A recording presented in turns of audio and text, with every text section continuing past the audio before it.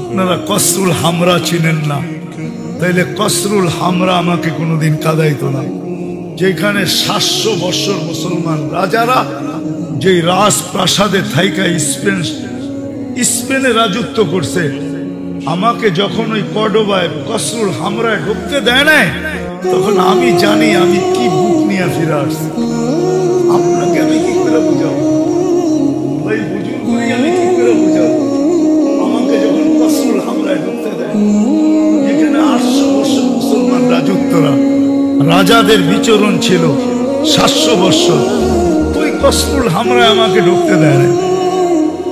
আমাকে যখন কর্ডোবার মসজিদে ঢুকছি, আমাকে বলছে জুতা পায়ে দিয়ে ঢুকতে হবে, এটা মুসলিম মসজিদ, এটা তো এখন জাদুঘর মিউজিয়াম। আমাকে বলছে জুতা পরে ঢুকতে হবে। তখন আমি বুঝছি যে আমার এইখানে কিরকম লাগছে। আপনাকে কি করে বুঝাবো? আমাকে যখন পুলিশ বলছে পশ্চিম দিকে মুখ করা যাবে না, তখন না আমি বুঝছি যে আমার ভিতরে কেমন লাগে। আমাকে যখন বলছে হাত উঠে দোয়া করা যাবে না, তখন আমি না বুঝছি যে আমার ভিতরে কিরকম লাগে। নামাজ তো দূরের কথা, আপনি কোথেকে বুঝবেন? আপনি কোথেকে বুঝবেন? এই জন্য আমার কথা দাঁত ভিন্ন। ইমাম বুখারীর দরজটা যখন দেখছি, যেটা এখনো 50,000 লোক বুঝতে পারে, কালির মটকা রাখা আছে, চবুতরা বাড়ানো আছে, এই হুজুররা কোথেকে বুঝবেন? যখন ওই দরজটা দেখছি, তো আমার ভিতরে কি লাগছে এটা আমি জানি। উনি কোথেকে বুঝবে? উনি তো দরজটা দেখেই নেই। ওই কবরগুলা যখন আমি দেখছি, যেগুলো আমাকে কাঁদাইছে, যে দেখে না, ওই কোথেকে আমারটা বুঝবে? কি যাত না বিষে বুঝি বেশি কিসে, কবু আসি বিষে ধ্বংসী নিজা। আমার এখানে তো ধ্বংসন খাইতে খাইতে শেষ হয়ে গেছে। এই জন্য আমি আপনাদেরকে এইভাবে বুঝাইতেছি। আল্লাহ রং দেখবে, রং ইসলামের রং আছে কিনা এটা দেখবে, কতটুকু দরিদ্র এটা দেখবে। তাইলে রাবেয়ার বাড়ি আমাকে কাঁদাই। তাইলে নাসিরউদ্দিন আলবানীকে আপনারা চিনেন না, হুজুররা চিনেন, এর গ্রাম আমাকে কাঁদাই। নাসিরউদ্দিন আলবানীর কবর আমাকে কাঁদাই, যে নাসিরউদ্দিন তোমার বাড়ি কোথায়, আর তুমি শুয়ে আসো। ওনার কবর আম্মানে, জর্ডানের রাজধানী আম্মানে, আর ওনার বাড়ি হলো আলবানিয়া। ওনার গ্রামে যখন গেছি, আমাকে যখন বলতেছিল কারগুজারি যে একদিনে 5 লক্ষ মুসলমান খ্রিস্টান হয়েছে, তো চিৎকার কি পরিমাণ আমার বাহির হয়েছে, আর চোখের পানি আমার ঝরছে আমি না জানি। আমি নিজেকে কতটুকু অপরাধী মনে করছি আমি না জানি, যে তুই এতদিন পরে আলবানিয়া কেন আসলি? তুই যদি আরো 100 বছর পরে আগে আলবানিয়া আসতি, 200-500 বছর আগে আসতি, হতে পারতো তুই আলবানিয়ার কিছু মানুষকে বাঁচায় নিতে পারতি। তুই এত দেরি করলি কেন? আমি না জানি যে আমি আমাকে কতটুকু বৎসনা দিচ্ছি। আপনারা আমার দিলের ব্যথা বুঝবেন কোথেকে। এই জন্যই তো আমি কাঁদি যে আমার জাতি যদি বুঝতো, রব্বে কাবা আল্লাহ আমাদের রং দেখবে, যে ইসলামের রং কতটুকু, উম্মতের রং কতটুকু আমার ভিতরে আছে। আমি চষা ব্যক্তি, দুনিয়া চষতে চষতে চষতে চষতে আমি একটা পর্যায়ে চলে গেছি। নাইলে আমি এই রাস্তায় আসার কথা ছিল না। হুজুররা জানে আমি এই রাস্তার লোক, আমি এই রাস্তার লোক ছিলাম না। আমি দেখছি আমি যে রাস্তার লোক ছিলাম, আমার জাতির কানে আমি কথা পৌঁছাইতে পারবো না। এই জন্য আমি এই রাস্তা বাইসা নিছি, যে আমার জাতির কানে আমার কথা পৌঁছে দিয়ে আল্লাহকে যেন বলতে পারি, আল্লাহ যতটুকু সাহিত্য দিয়েছিলাম আমি জাতির কাছে পৌঁছানোর চেষ্টা করছি, পারি না এটা অন্য কথা। এই জন্য বলতেছি আপনাদেরকে, আলিকুল আযীম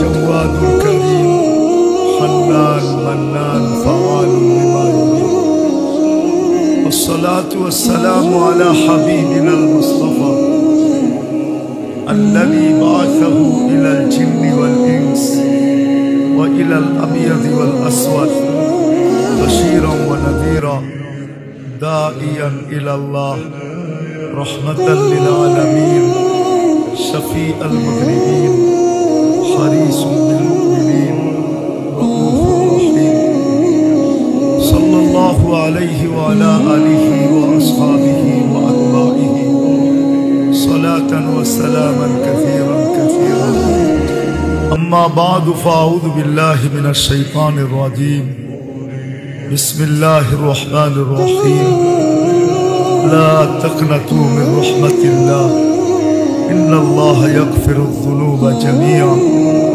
وقال رسول الله صلى الله عليه وسلم عن الله تبارك وتعالى أهل معصيتي لا أقنطهم من رحمتي فإن تابوا فأنا حبيبهم وإن لم يتوبوا فأنا طبيبهم সম্মানিত উপস্থিতি কোরআন হাদিস থেকে যতটুকুই তেলাওয়াত করলাম আশা রাখি একই সামনে রেখে কিছু কথা রাখবো সাথে সাথে সকলের কাছে দোয়ার দরখাস্ত যা এই পর্যন্ত শুনলাম আর যা শুনব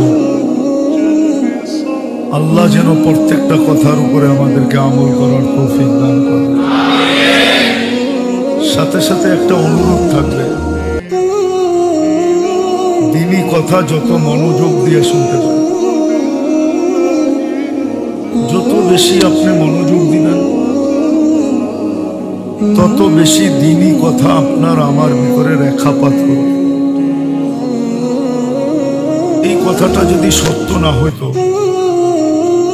আর আল্লাহর হুকুম না হইতো একদিকে আল্লাহর হুকুম আর একদিকে এটা চিরাচরিত সত্য এই জন্য আল্লাহ কোরআনে বলেন ইদা কুরিয়াল কোরআন ফাস্তামিউন কোরআন বা কোরআনী কথা যখন শোনো তো দিলের কান লাগায় শোনো আনসিতু বিলকুল চুপচাপ শোনো এটা যদিও আমাদের বুঝে আসে না আমরা এটাই অভ্যস্ত না বা আমাদের সমাজে এটা বুঝতেও চায় না কিন্তু মক্কার কাফেরদেরও এই বুঝটা ছিল এই জন্য ওরা সচরাচর বইলা বেড়াইত যে লা তাসমাউ লিহাদাল কোরআন কোরআনও শুনো না কোরআনই কথাও শুনো না শুনলে অসুবিধা কোথায় লাআল্লাকুম তাগলিবুন তাইলে তোমাদের দিলে রেখাপাত করবে আর নিঃসন্দেহে করবে আর তোমরা ইসলামের সামনে পরাস্ত হবে এটা ওদের বুঝ ছিল কিন্তু আমরা মুসলমানের ঘরে জন্ম নিয়েও আমাদের এই বুঝটা নেই ওদের দিলটা যতটুকু সজাগ ছিল বা যোগ্যতা সম্পূর্ণ ছিল আমাদের দিলটা এতটুক সজাগ না আর এতটুক যোগ্যতা সম্পূর্ণ না কথা শুনে কিন্তু রাগ হয়ে যায় না ভাবতে চেষ্টা করেন কেননা দুনিয়াই তো সবকিছু না দুনিয়া যদি সবকিছু হইতো তাইলে তো প্রত্যেক এলাকায় এত বড় বড় কবরস্থান হতো না না আপনাদের এই এলাকায় কবরস্থান নাই বুঝা গেল এখানে থাকা যাবে না চলে যেতে হবে আর আপনার আমার অস্তিত্ব দাতা আমি নিজে না